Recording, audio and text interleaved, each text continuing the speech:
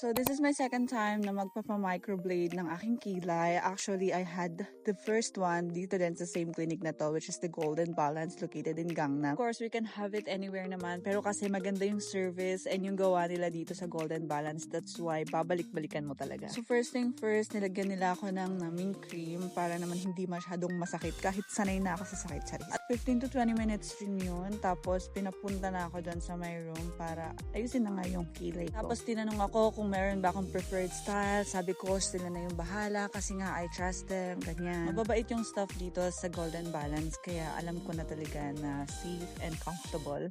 By the way, meron din sila ditong palips, ganyan. Tapos after nun, parang shinave lang yung kilay ko tapos nilagyan ulit ako ng naming cream, ganun. Tapos ayun, dinrawingan na nila ako. Ang pagkakamali ko, hindi ko nasabi na wag nipisan. Pero yun na nga, tapos pinapili ako ng kulay. Kung tatanungin nyo ako, hindi masakit yung procedure kasi nga may naming cream and at the same time, sanay nga ako sa sakit. Tapos, eto na siya.